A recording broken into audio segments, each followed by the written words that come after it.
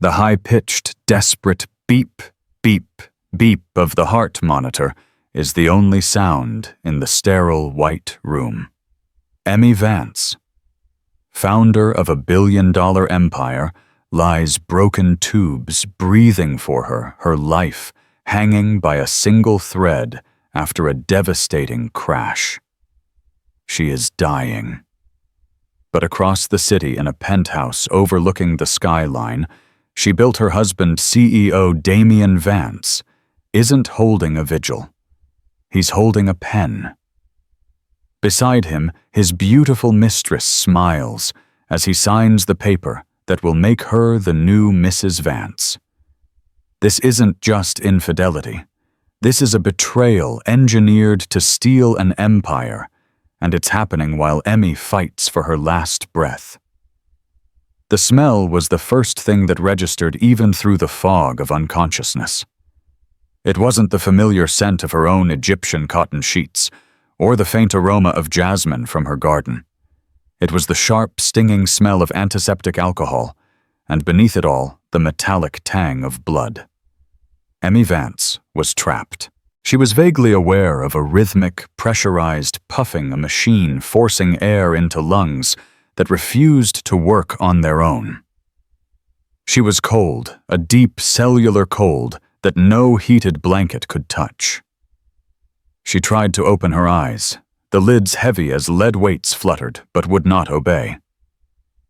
"Vitals are dropping. I need 50 milligauges of epinephrine now," a voice snapped, sharp and professional. "Pressure is 60/40 and falling, Dr. Thorne." "She's in V-fib. Charging to 200. Clear." A violent, agonizing jolt seized her body, lifting her phantom-like from the gurney. It felt as if her very soul was struck by lightning. A gasp forced from her by the machine escaped. "We have a rhythm. Sinus tachycardia. But it's a rhythm," the first voice, Dr. Eris Thorne said, his relief palpable. "Let's get her stabilized and up to ICU. Someone page her next of kin. Now." Emmy Vance, the mind that had revolutionized data security with Vance Innovations, the woman who could command a boardroom of 50 skeptical investors with a single raised eyebrow, was reduced to a set of failing numbers on a screen at St. Jude's Medical Center. The accident had been sudden brutal, a 10-ton truck running a red light on a rain-slicked intersection at Morrison and 12th, her driver dead on impact. Emmy in the back had taken the full force of the collision. Multiple fractures, internal bleeding, and a severe traumatic brain injury. She was in medical terms, circling the drain. Hours later, the double doors to the ICU waiting room hissed open. A woman, her face pale and streaked with mascara, sprinted to the nurse's station. "I'm here for Emmy Vance. I'm her sister Carmen Jensen." Dr. Thorne, his face etched with exhaustion, met her. "Ms. Jensen, I'm Dr. Thorne. Your sister is in critical condition." "Oh, God," Carmen whispered, her knuckles white as she gripped her purse. Is she awake? Does she know?" "She is unconscious," Dr. Thorne said gently, leading her to a private consultation room. "She has significant internal injuries, but our primary concern is the swelling in her brain. The next 48 hours are critical. We are doing everything we can, but I need you to be prepared." "Prepared for what?" Carmen snapped, her voice breaking. "Prepared for her to die." Dr. Thorne paused. "We are fighting to prevent that. We're monitoring her intracranial pressure minute by minute." Carmen sank into a plastic chair, her mind reeling. "Where is he? Where is her husband? Where is Damien?" The nurse at the desk looked up. "We've paged Mr. Vance 4 times, ma'am. His phone goes straight to voicemail." "Of course it does!" Carmen spat, a bitter, cold anger cutting through her panic. "He's never there. He's never where he's supposed to be." She looked at Dr. Thorne, her eyes pleading. "Doctor, you don't understand. She can't die. She can't. She has to fight. He can't be allowed to win." Dr. Thorne, accustomed to the raw grief of families, simply nodded. "She's a fighter, I can tell. but she's very, very injured. Carmen walked trembling to the glass window of Emmy's ICU room. Room 304. She looked at her sister, her brilliant, vibrant, indomitable sister, now a pale, swollen figure, lost in a nest of wires and tubes. The steady, rhythmic puff of the ventilator was a horrifying soundtrack. "Emmy," Carmen whispered, pressing her hand to the cold glass. "Whatever you're doing, stop. Come back. Please, Emmy, don't you dare leave me alone with him."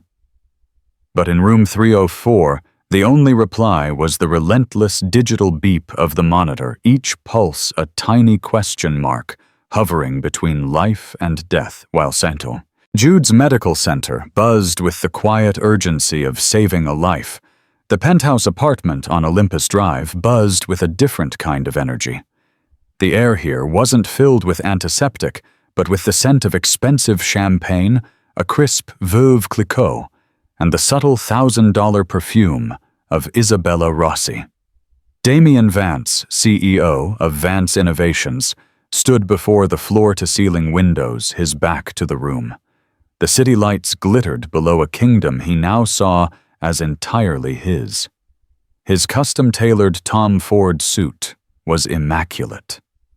He held his phone to his ear, his expression not one of grief, but of profound, impatient annoyance. "Yes, I understand," he said, his voice a low, controlled baritone.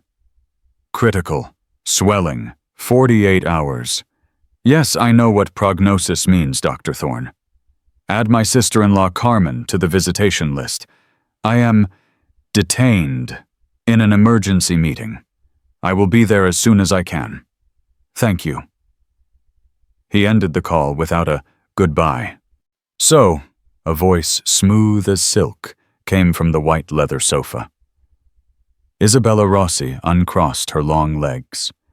She wore a crimson silk robe, her dark hair artfully tousled. She was 20 years younger than Emmy, a fact she wielded like a weapon. "She's dying," Damian said, turning. His face, handsome and sharp, was unreadable. Isabella didn't gasp. She didn't offer condolences. She simply raised a perfectly sculpted eyebrow. "Are we certain dying can be a very imprecise term, darling?" The doctor said to be prepared. In my experience, that means they're just waiting to pull the plug. He walked to the marble bar, ignoring the champagne, and poured himself 3 fingers of Macallan 25. "Then we should move," Isabella said, rising. She wasn't cold. She was practical. A businesswoman. "Harding is on his way," Damian said, downing the scotch in one gulp. The fiery liquid did nothing to warm the ice in his chest. A nervous, bird-like man in a rumpled suit arrived 10 minutes later, clutching a briefcase. This was Michael Harding Damian's personal attorney, a man whose ethics had long been eroded by proximity to power. "Mr. Vance, Ms. Rossi, a terrible tragedy, just terrible," Harding stammered, avoiding eye contact. "Save it, Michael," Damian snapped. "Do you have the papers?" "I do," Harding said, clicking open his case on the massive glass dining table. "But Damian, the optics of this. If she's still... she's not even..." "She's dying," Damian growled, slamming his hand on the table. "And do you know what happens if she dies before the divorce is finalized? Do you?" Harding flinched. "Her current will stands, her controlling shares in Vance Innovations, they go into a trust for her sister Carmen." "Exactly," Isabella said, stepping up, her voice suddenly sharp. "Emmy's little sister trust. She gets 51% of the company, and Damian is left with his 10%, a board seat, and a severance package. Emmy was smart. She knew he was leaving her." "She was leaving me," Damian corrected, his vanity stung. "But she made one mistake. She filed, but she didn't serve me. We are at this exact second still legally married. But if she dies tonight, Carmen gets everything." Harding swallowed, pulling out a sheaf of papers. The contingency plan. Damien nodded. The contingency plan. On the table, Harding laid out 2 sets of documents. The first was a divorce decree. It was dated 3 days prior. Emmy's signature was on it. It was a forgery, and a masterful one, courtesy of a contact of Isabella's. And the second? Damien asked, though he already knew. Harding slid a second document over a marriage license for Damien Vance and Isabella Rossi. This is highly irregular, Damien, Harding whispered, sweating. We're filing a backdated divorce for a woman who is non-compos mentis in an ICU and simultaneously filing a new marriage license. It's simple, Michael, Isabella said, tapping the paper with a long red fingernail. We file the divorce. The timestamp will read 10 Kizrt a.m. 3 days ago. A clean, amicable split. Then, she smiled, Emmy tragically passes away after the divorce is finalized. Her will, which leaves everything to her husband, is nullified. Her shares default to her next of kin, Carmen. But Damien is no longer her husband. He's a free man. And then, Damien continued, picking up his own pen. We file the new marriage license. We were married this afternoon, quietly, in a private ceremony, before the accident. When I call that board meeting tomorrow, I will do so not just as CEO, but as the new majority shareholder of Vance Innovations, because my new wife Isabella has just agreed to a merger between Vance and Rossi Global. It was a breathtakingly ruthless move. By divorcing Emmy post-mortem, he cut Carmen out. By marrying Isabella simultaneously, he consolidated his own power, merging his company with her family's massive conglomerate. He wouldn't just be CEO, he would be an emperor. Sign it, Damien, Isabella urged. Damien Vance looked at the paper. His name. Her name. He thought of Emmy, of the years she spent building the company he was now stealing. He thought of her in that hospital bed, tubes down her throat. He felt nothing. He signed his name with a flourish. Isabella signed hers. Harding, his hand shaking, notarized the documents with a fraudulent date. To the new Mrs. Vance, Isabella said finally, picking up a champagne flute. Damien raised his. To the Empire. As their glasses chimed miles away, the monitor by Emmy's bed let out a long, sudden, high-pitched scree. The flat line. The sound of ultimate finality. Dr. Eris Thorne and 2 nurses burst into ICU room 304. She's in a systole, starting chest compressions, Thorne commanded, jumping onto the stool and locking his hands over Emmy's sternum. Push one of Epi. Carmen, who had been dozing in the waiting room, was jolted awake by the commotion, the code blue announcement echoing overhead. She ran to the window, her heart seizing, as she watched the medical team fight over her sister's lifeless body. Don't you quit, Emmy, she screamed, her palms flat against the glass. You never quit fight. Inside the room, Thorne was relentless. Charge to 360. Clear. The body jumped. The monitor blipped, a jagged, weak line. We have a pulse, the nurse said, breathless. Weak, but it's there. We're back. Dr. Thorne sagged against the wall, wiping sweat from his brow. She's not giving up. My God, she is not giving up. And she wasn't, because in the deep, dark abyss of her shattered mind, Emmy Vance was remembering. She wasn't just a victim. She was a warrior. Flashback. 6 months ago. The Vance Corporate Gala. Emmy was radiant in a navy blue ball gown. She was on stage accepting an award for Innovator of the Year. Damien was at her side, his hand possessively on her waist, smiling for the cameras. He was the perfect supportive husband. He was her rock, her marketing guru, who had helped her build Vance Innovations from a startup in her garage to a global powerhouse. "I couldn't have done any of this without my husband, Damien." She'd said the words tasting like ash in her mouth. Because she knew. She had known for 3 months. It started with a discrepancy, a wire transfer for $500,000 to a holding company in the Caymans. She'd confronted him in his study, a room she'd designed. "It's for the new server expansion, darling," he'd said, not looking up from his tablet. "Boring logistics. Don't worry your pretty head about it." "Don't pretty head me, Damien. The holding company Rossi Global doesn't sell servers. It's a shell corporation. Who is she?" Damien had finally looked up. His eyes, which she had once thought were full of passion, were utterly void. Cold. "You've been working too hard, Emmy," he'd said, standing up. He came over, massaged her shoulders. It was the classic gaslighting she had come to recognize. "You're paranoid, stressed. Maybe you should take that vacation to the spa we talked about. Take a month. I can handle the company." He wanted her gone. He wasn't just cheating. He was stealing.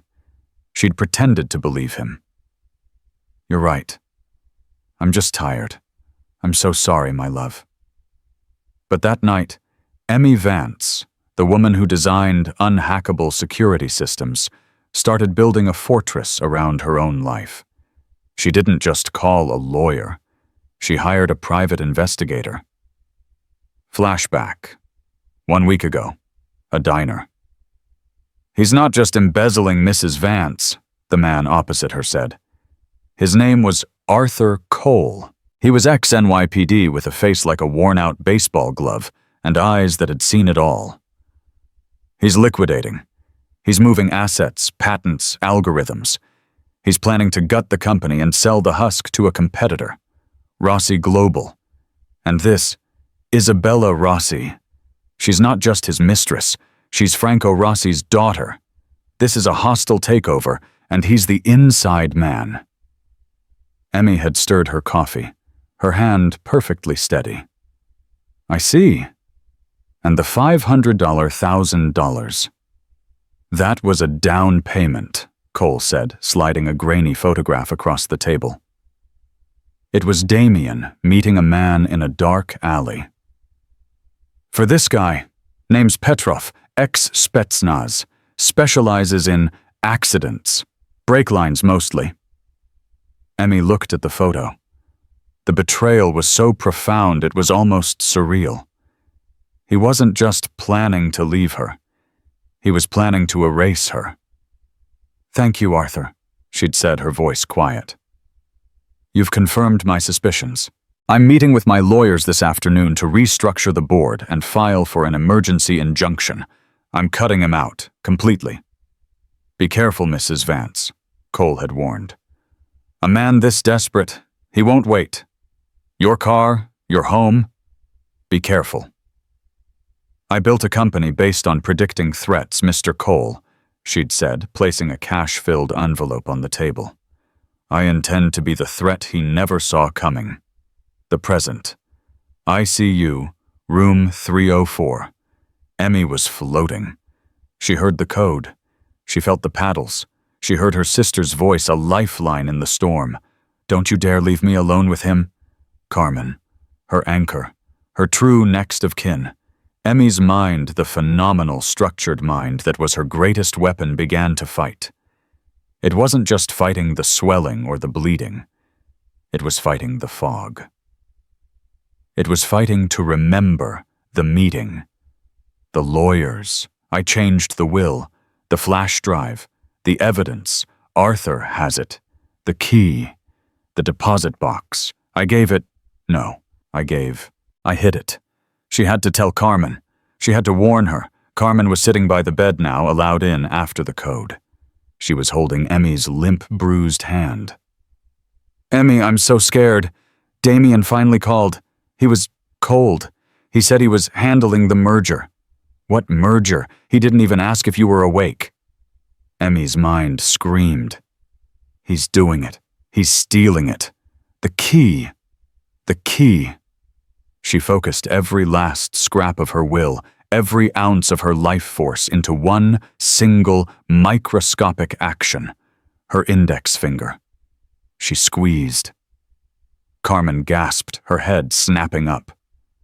Emmy, oh my God, Emmy. It was weak, barely a flutter like a butterfly's wing. But it was there. Emmy squeezed again. I'm here. I'm fighting. Now you have to fight for me. Carmen stumbled out of the ICU, her mind a whirlwind. She squeezed my hand. I swear to God, Dr. Thorne, she squeezed my hand. Dr. Thorne was cautiously optimistic. It could be an involuntary reflex, Ms. Jensen. But, he added, seeing the desperate hope in her eyes, it could also be a sign of purposeful movement. It's a good sign. We'll take any good sign we can get. But Carmen knew her sister. Emmy Vance did nothing by accident. That squeeze wasn't a reflex. It was a message. It was go. Fueled by a new, terrifying adrenaline, Carmen's grief morphed into suspicion. Damien's coldness. The talk of a merger. Emmy's squeeze. It was all a pattern, and Carmen, while not a CEO, was smart. She knew Emmy had been unhappy. She took out her phone, scrolling through her sister's texts. The police had her sister's phone from the crash, but her messages were synced to her cloud. She scrolled back, days, weeks. Nothing. Just business. Then she checked her own messages. One from Emmy 3 days ago. A message she had dismissed as one of Emmy's typical cryptic business notes. Carmen emergency contact info for a new vendor. Just in case. Arthur Cole. 45th Street Suite 3B. File it. E. A vendor. Arthur Cole. Carmen's blood ran cold. Emmy didn't have vendors on 45th Street. That was a rundown part of town, all old buildings and PI offices. PI offices. She looked at the clock. 4:00 a.m. She didn't care. She ran out of the hospital, hailed a cab, and gave the address. Suite 3B was up a rickety flight of stairs, the door frosted glass with peeling black letters. A. Cole, Investigations. She pounded on the door. A minute later, it opened a crack. A man with a face like a rumpled suit squinted at her. We're closed. Are you Arthur Cole? My name is Carmen Jensen. My sister is Emmy Vance. The man's demeanor changed instantly. The chain slid back and the door opened. Get in, he growled. The office was a mess of files, stale coffee cups, and surveillance photos. Cole, still in yesterday's clothes, pointed to a chair. I heard it on the police scanner. The crash at Morrison. I've been dreading this call. How is she? She's critical. In the ICU at St. Jude's, Carmen said, trembling. She sent me your name. She said you were a vendor. What's going on, Mr. Cole? Why did my sister hire a private investigator? Cole sighed, lighting a cigarette. She hired me because she was smart. Smarter than him. She knew her husband was a snake. Damien? I knew he was. A bad husband. But a bad husband. Cole let out a harsh laugh. Lady, your brother-in-law is a monster. He wasn't just cheating on her with Isabella Rossi. He was systematically embezzling millions, transferring her proprietary code over to Rossi Global. This wasn't an affair. It was a corporate crucifixion. Carmen felt the blood drain from her face. Isabella Rossi, the competitor. The same. He was going to empty the company, short the stock, and let his mistress's family buy the wreckage for pennies on the dollar. Oh my God, Emmy knew. She knew everything, Cole said, tapping a thick file on his desk. I've got bank records, wiretaps. Photos. The whole 9 yards. She was going to lower the boom on him this week. File for divorce and injunction and criminal charges. He paused, his face darkening. And he knew she was on to him. What do you mean? Cole stubbed out his cigarette. I mean, the crash wasn't an accident, Ms. Jensen. I had a man watching her driver's car. Someone tampered with the brake line, cut it clean through. The truck running the red light, a coincidence. A horrible, tragic coincidence. But she was meant to crash. Damien wanted her dead before she could get to her lawyers. Carmen felt the world tilt. This wasn't just betrayal. This was attempted murder. He signed the papers. Carmen whispered, the realization dawning on her. What papers? Cole snapped, his eyes sharp. Damien, I called him. He said he was handling the merger. He's at the penthouse. He's with her. Cole stood up. He's making his move. He thinks she's dead or as good as. He thinks he's won. What do we do? Carmen felt a wave of helplessness. He's the CEO. He has all the power. No, Cole said, unlocking a desk drawer. Your sister did. She was 2 steps ahead. Always. He pulled out a small steel key. She gave this to me 2 days ago.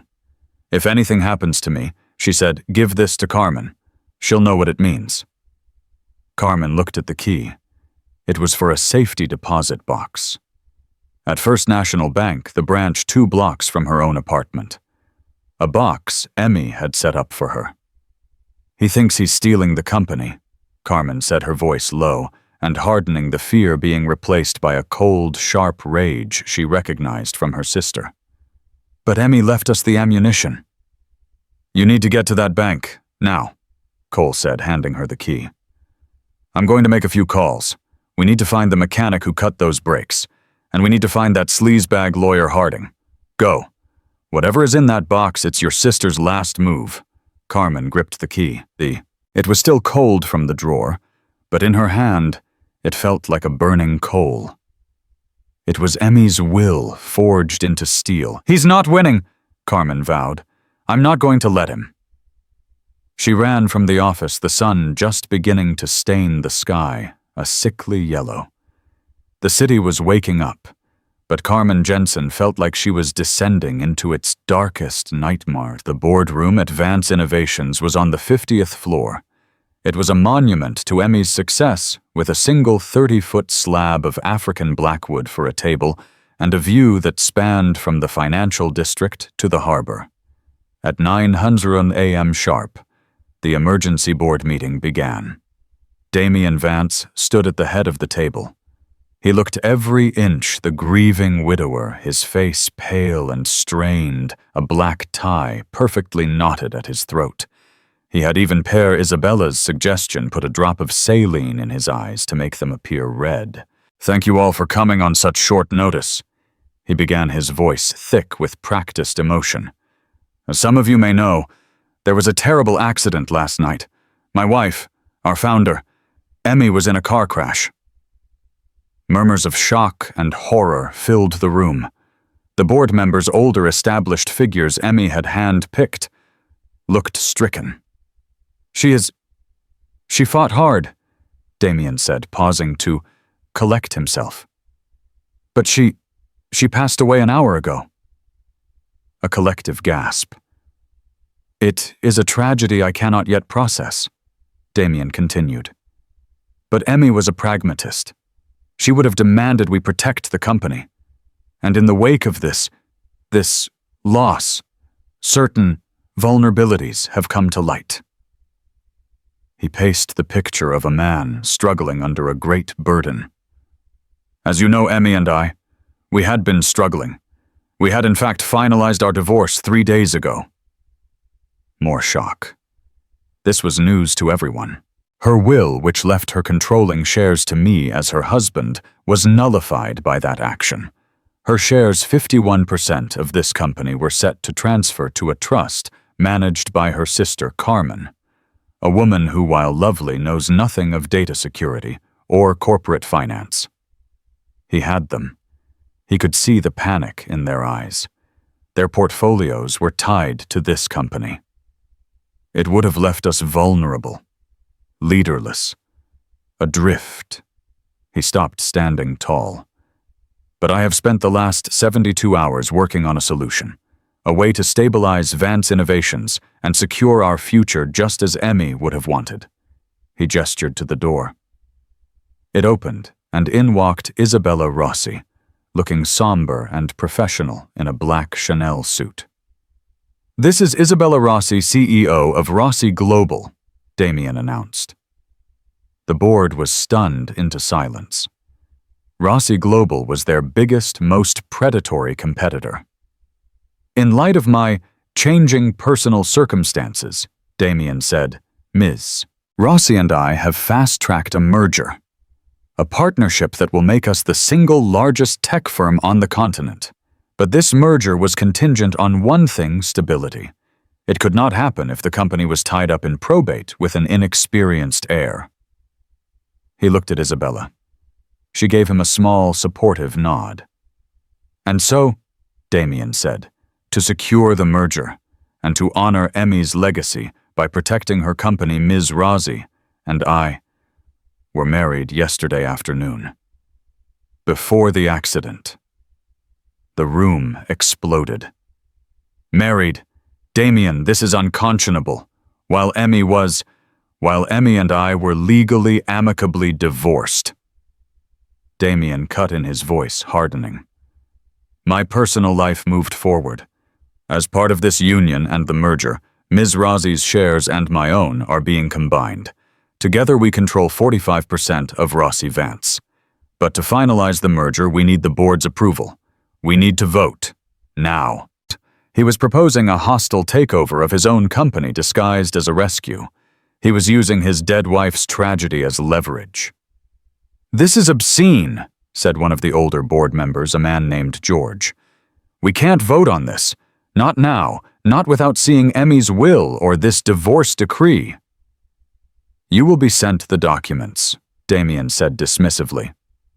"But time is of the essence. Rossi Global's offer is contingent on a vote today. We vote to approve the merger, or our stock is worthless by tomorrow." It was blackmail. The company lawyer, Michael Harding, sat in the corner, visibly sweating, ready to validate the fraudulent documents. "All those in favor," Damien started. "Stop." The voice was quiet, but it cut through the room like a diamond. The boardroom doors opened. Carmen Jensen stood there. She was not the tear-streaked, frantic woman from the hospital. She was dressed in a simple, sharp black dress she'd bought at a 24-hour department store. Her hair was pulled back. Her eyes were chips of ice. "Carmen," Damien said, his mask of grief slipping into a snarl of pure irritation. "This is a private meeting. You have no place here." "I think I do," Carmen said, walking steadily into the room. She was holding a large manila envelope. "You're right about one thing, Damien. Emmy was a pragmatist, and she hated liars." Damien stared at her. "Get security. Remove her." "I wouldn't do that," said a new voice. Arthur Cole stepped in behind her, blocking the door. He flashed a badge. "NYPD. Retired. But my friends on the force are very, very interested in this meeting." Damien's face went white. "You called an emergency meeting, Damien." Carmen said, her voice ringing with an authority she didn't know she possessed. "You wanted to talk about Emmy's shares. Fine. Let's talk about them." She walked to the head of the table opposite her brother-in-law.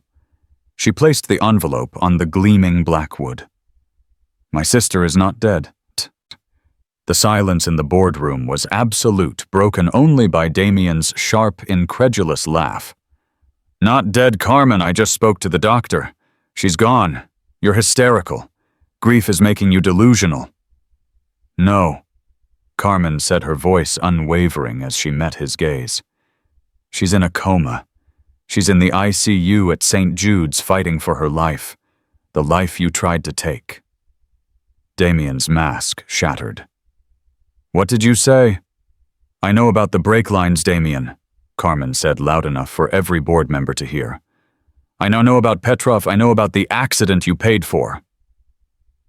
Isabella Rossi's head snapped toward Damien, her eyes narrowing. This was not part of the plan. Embezzlement, yes. Corporate fraud, of course. But murder? That was messy. That was prison. "This is slander," Damien blustered, looking at Harding. "Michael, tell her." Michael Harding looked like a cornered rat. "Ms. Jensen, you are making wild, unsubstantiated." "Am I?"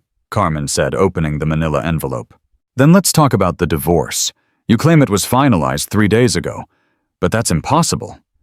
Because 3 days ago my sister was with me at my apartment all day, and 2 days ago she was with Mr. Cole. And yesterday she was with her lawyers." She pulled out the first document. "This is Emmy's real will, signed and notarized 24 hours ago, a will that supersedes all others." She slid it to George, the senior board member. George read it, his eyes widening. "My God." "What does it say, George?" Damien demanded. George looked up, his face grim. "It states that suspecting imminent and credible threats to her life and company by her husband, Damien Vance, Emmy was restructuring. She hereby places her entire 51% stake in Vance Innovations into an ironclad trust." "A trust for me," Carmen finished. "To be managed by me as executor, effective immediately pending a full criminal investigation into her husband." Damien stared speechless. He had been outmaneuvered. "Her marriage," Carmen continued, "was not dissolved. Which means, Mr. Harding," she said, turning to the trembling lawyer, "that the marriage license you filed this morning for Damien and Ms. Rossi is invalid. It's called bigamy." I, Harding stammered. "He'll testify," Arthur Cole said from the door. "Won't you, Michael, testify that Damien forced you to backdate the divorce papers and falsify the new marriage license after Emmy was already in the hospital? You'll get a deal. He'll get life." Harding looked at Damien's furious face, then at Cole's stoic one. He collapsed into his chair. "He made me do it. He said she was already gone. He made me. It was over. The legal scaffolding of Damien's plan had crumbled." But Carmen wasn't finished. "You came here to steal her company," Carmen said, her voice shaking with rage. "You stood here and lied about her being dead while she is fighting to breathe." "You can't prove any of this," Damien roared, lunging for the will. "Actually," Isabella Rossi said, her voice calm and clear. Damien froze. He turned to look at his new 2-hour wife. "Damien, darling," she said, standing up and smoothing her suit. "Did you really think I'd tie my family's entire conglomerate to a man sloppy enough to get caught? I'm a Rossi. We don't do messy. We do clean." "Isabella, what are you doing?" he whispered. "My father warned me you were a psycho. I thought you were just ambitious," she said. She pulled her phone from her purse and tapped the screen. Damien's voice filled the room. "I don't care what it costs. Just make sure it's done. A truck, a crash, I don't care. Just handle Emmy. Make it look like an accident." It was a recording. From 3 weeks ago. Isabella had been her own insurance policy. "I agreed to a corporate takeover, Damien," Isabella said, her eyes like black ice. "I never agreed to be an accessory to first-degree murder. You are a liability, and I despise liabilities." She looked at Arthur Cole. "I'll be happy to provide the original recording to the district attorney. I'm sure my testimony will be very valuable." Damien Vance looked from his mistress to his lawyer to the board members whose faces were masks of pure contempt. He saw the end of his life. He bolted. He shoved past George and sprinted for the door, but Arthur Cole was ex-NYPD. He didn't even flinch. He just stuck out his foot. Damien went down sprawling onto the expensive carpet. As he scrambled to get up, the elevator doors at the end of the hall dinged open. 2 uniformed police officers stepped out, followed by 2 detectives in suits. "Damien Vance," one of the detectives said, pulling out handcuffs. "He's all yours, Detective," Cole said, dusting off his hands. Damien didn't say a word. The arrogance, the charm, the cold calculation, it all evaporated. He was just a man, small and pathetic, being hauled to his feet. You bitch!" He screamed at Isabella, his face purple. Isabella just watched, impassive. "Have a nice life, darling." "And you," he spat at Carmen. "She's going to die anyway. You'll be left with nothing." Carmen walked right up to him so close she could smell the scotch on his breath. "She's not going to die," she said, her voice a low, lethal promise. "She's going to live, and she's going to watch you rot in a cell. That's her pragmatism." The officers dragged him away, his screams echoing down the hall. The boardroom was silent again. Isabella Rossi looked at Carmen. "Well, it seems you're in charge now, Ms. Jensen. Don't run it into the ground. It was for a moment almost mine." She turned and walked out, her heels clicking a woman who had just cut her losses with surgical precision. Carmen stood alone at the head of her sister's table. She looked at the stunned board. "Gentlemen," she said, her voice shaking but firm, "my sister needs me. The company is in trust. All of Mr. Vance's directives are frozen effective immediately. Do not touch anything. We are adjourned." She turned and walked out, leaving the smoking ruins of Damien's life behind her. She had one more stop to make. Carmen didn't run from the Vance Innovations building. She didn't take a cab. She walked each step a leaden, robotic movement. The 900 a.m. sun, which should have been warm and life-affirming, felt like a harsh, interrogating spotlight. The sounds of the city, the traffic, the distant sirens, the chatter of people heading to work were a dull, roaring static in her ears. She had done it. She had faced the monster. She had seen the handcuffs snap onto Damien's wrists. She had watched Isabella Rossi, the architect of her sister's pain, walk away with the same cool, calculating grace she had walked in with. She had saved her sister's company. But a cold, agonizing dread was now replacing the adrenaline. A sickness crept up her throat. Damien's last words echoed in her head, a spiteful, venomous curse. "She's going to die anyway. You'll be left with nothing." What if he was right? What if she had just won a kingdom only to return and find the queen was dead? What if she had spent all this time fighting for an empire of ghosts, a throne of ashes? She had stood in that boardroom, a warrior queen, and declared, "My sister is not dead." But was it a statement of fact, or a desperate, hopeless prayer? She saw a cab and hailed it, her hands trembling so hard she could barely open the door.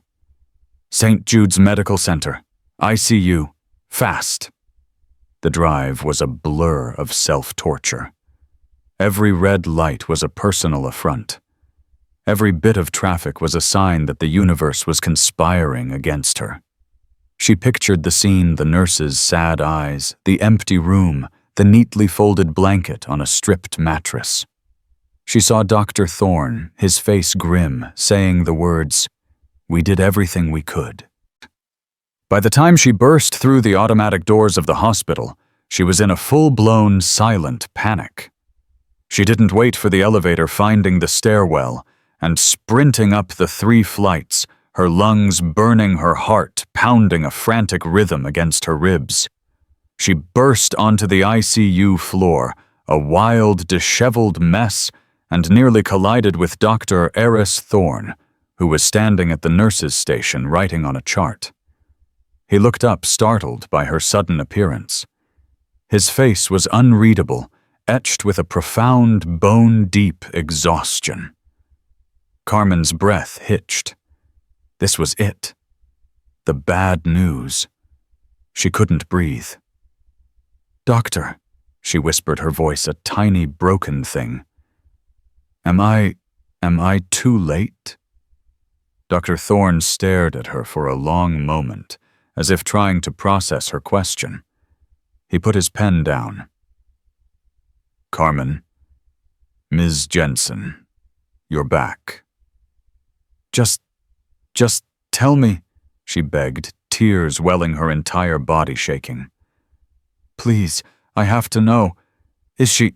He didn't speak. Instead, he put a hand on her elbow.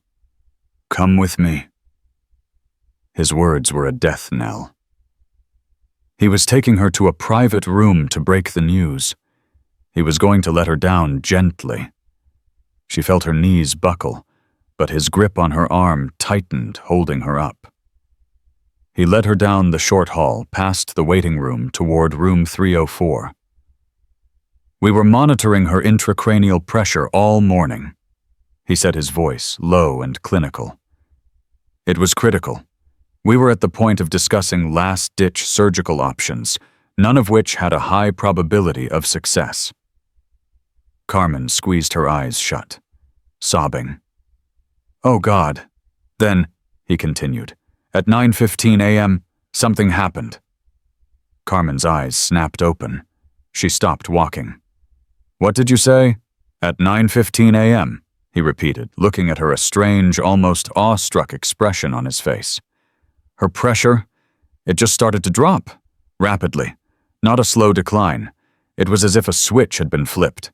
Her brain activity, which had been dangerously suppressed, spiked. Her autonomic nervous system, it was like it came back online. All at once. Carmen looked at the clock on the wall. 10:05 a.m. She had confronted Damien at 9:00 a.m. The final brutal verbal blows. My sister is not dead had been struck right around 9:15. It was as if Emmy had heard her miles across the city and had chosen that exact moment to join the fight. We've been scrambling for the last 45 minutes, Dr. Thorne said, his voice finally breaking with a hint of a smile. We've been weaning her off the heavy sedatives. We've been adjusting her medication, and 10 minutes ago, he stopped in front of room 304. He pushed the door open. The first thing Carmen noticed was the silence.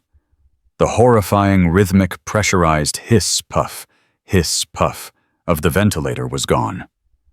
The room was quiet, save for the steady, reassuring beep, beep, beep of the heart monitor.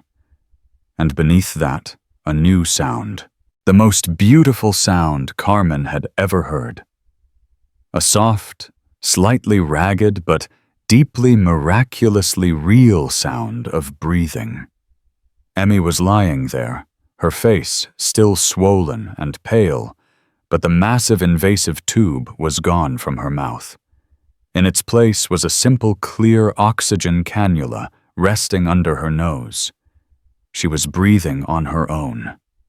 The relief that washed over Carmen was so profound, so absolute, it was physically debilitating. Her legs gave out completely.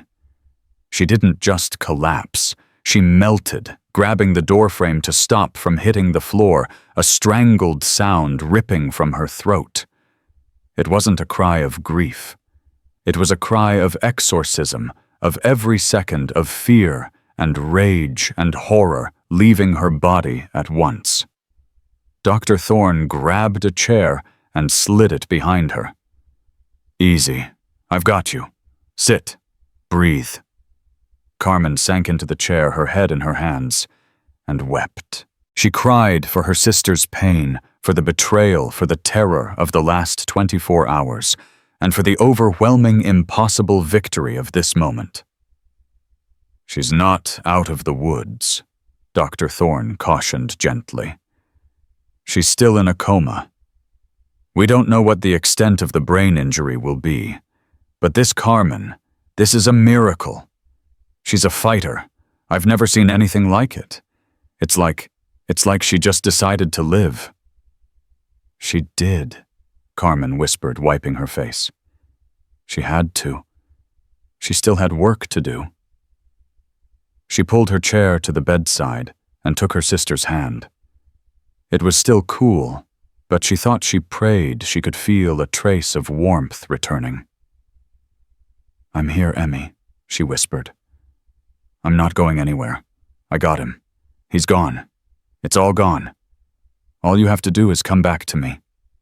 The next few days were a new kind of purgatory. The vigil.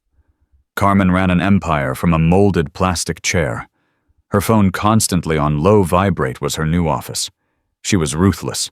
"Freeze every asset," she dictated in a low voice to the new legal team. "Corporate and personal. Yes, all of them. File the injunction against Rossi Global. I don't care if Isabella Rossi has immunity, her company doesn't. Authorize the full internal audit. I want to know every dollar Damien and his associates touched for the last 2 years." Arthur Cole visited, bringing her a change of clothes and a cardboard tray of coffee. "DA has him dead to rights," he reported. "Harding is singing like a canary to save his own skin. He gave them everything on the forged documents.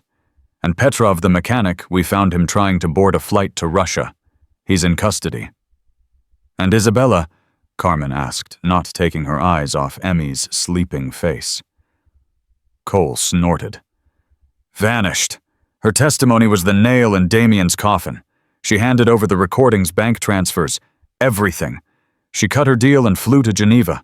She's untouchable." Carmen felt a flash of white-hot anger, but let it go.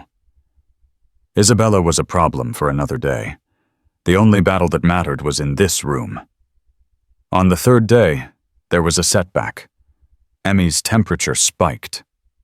103, 104. An infection common in long-term hospital stays.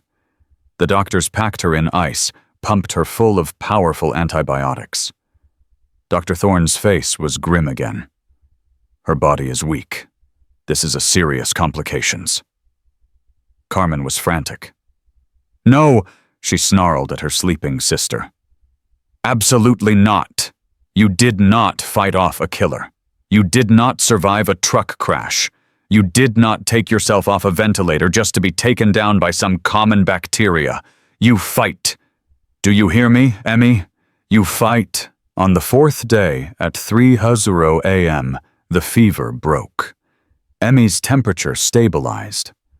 Dr. Thorne, checking the chart, looked at Carmen, who was pale, hollow-eyed, and hadn't slept in 72 hours.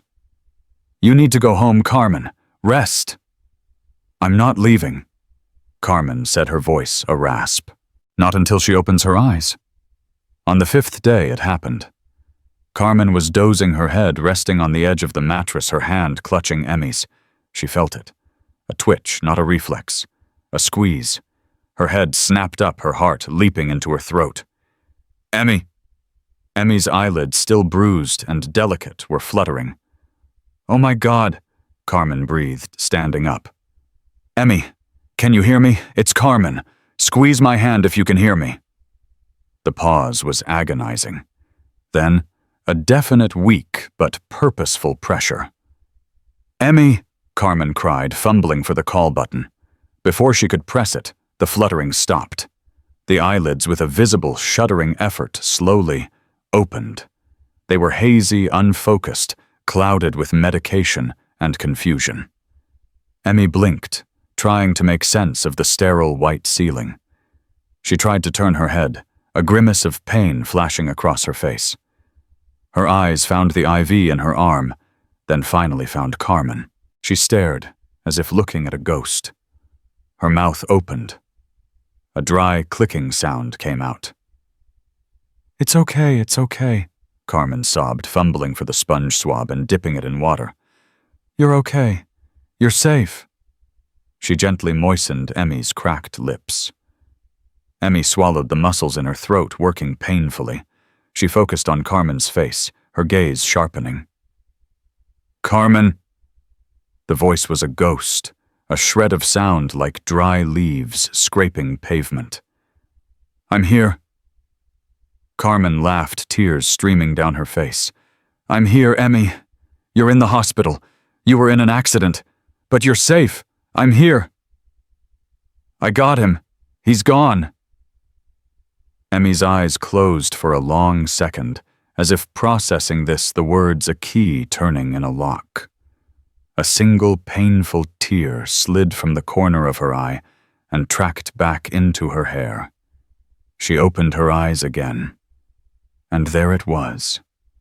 The faintest, most painful, most Emmy smirk Carmen had ever seen. "About time," she rasped. Carmen burst into a laugh that was half a sob, half a snort. You absolute jerk. I save your life. I save your billion-dollar company. I haven't slept in 5 days, and that's what you say to me." Emmy's smile wavered, her eyes clouding with exhaustion. But she squeezed Carmen's hand again. "Get pen," she whispered. "Bored? Meeting?" Carmen just shook her head, wiping her eyes. "Rest, Emmy. Just rest. I've got the company. You just work on this. Work on coming back." "Good," Emmy whispered, and her eyes closed this time, not in a coma, but in deep, healing sleep. 6 months later. A sleek, modern kitchen, all white marble and glass. A television was on, playing the morning financial news. Carmen, dressed in a sharp, dark blue CEO's suit, was pouring 2 cups of black coffee. "And in legal news," the anchor said, "the city's most sensational trial of the year has concluded. Damien Vance, former CEO of Vance Innovations, was sentenced today to 25 years to life for conspiracy to commit murder, fraud, and embezzlement. He was denied appeal." The screen flashed to a haggard, ashen Damien, his expensive suit replaced by an orange jumpsuit, his face a mask of ruined arrogance as he was led away in chains. "The prosecution's star witness, Isabella Rossi," the anchor continued, "received full immunity for her testimony, which included handing over a damning audio recording of Vance. Ms. Rossi, who has already reclaimed her family's assets from the failed merger, was last seen in Zurich, where Rossi Global has just announced an aggressive new expansion into the Asian market." Carmen watched her face impassive. She picked up the 2 mugs and walked out of the kitchen into a large, sun-drenched room that served as a state-of-the-art home gym. Emmy was there. She was not in a wheelchair. She was standing between a set of parallel bars, her body drenched in sweat. Her hair, which had been shaved for the brain surgeries, had grown back into a short, stylish crop of dark curls. She was painfully thin, and her left side still showed signs of weakness, but she was standing. A physical therapist, a tough-looking man named Marco, stood nearby. "Heard the news?" Carmen asked, handing a mug to Marco and setting the other down for Emmy. "I heard," Emmy said. Her voice was stronger now, though it still carried a faint rasp, a permanent reminder of the ventilator. 25 to life. He'll be an old man. Good. Isabella got away clean, Carmen said, her voice tight with an anger that hadn't faded. Emmy took a deep, shuddering breath, her knuckles white on the bars. "For now," she said. "The world is small, Carmen, and I have a very long memory. I read the reports. Rossi Global is over-leveraged in their expansion. They're vulnerable. Let her have her victory. We'll have ours later." Carmen smiled, the first real relaxed smile in months. "There's my sister." "All right, Emmy. Let's try for 5 steps today. That's the goal," Marco said, his voice gentle but firm. "No." Emmy said, her eyes fixed on the window at the far end of the room, which overlooked the city skyline. "The goal is 10, and then I'm walking to that window." "Emmy, your muscles are at their limit. We push too hard. They're my muscles, Marco." Emmy snapped, her voice suddenly sharp. "And I'm telling them what to do." She gripped the bars. She pushed her right foot forward. Step 1. She dragged her left, the foot scraping the mat. Step 2. A grunt of pain escaped her. Damien tried to steal my company, she said, her voice a low growl. Step 3. He tried to steal my life. Step 4. He tried to write my ending. Step 5. She was trembling from head to toe, sweat pouring down her face. She was at her limit. Emmy, that's enough, Marco said, moving forward. No, she shouted. She looked at Carmen, her eyes blazing with the same fire that had built an empire, the same fire that had refused to die in an ICU. Step 6. He forgot, Carmen said, her voice a soft, proud whisper. He forgot, Emmy agreed, her voice trembling with the monumental effort. I was the author, Step 7.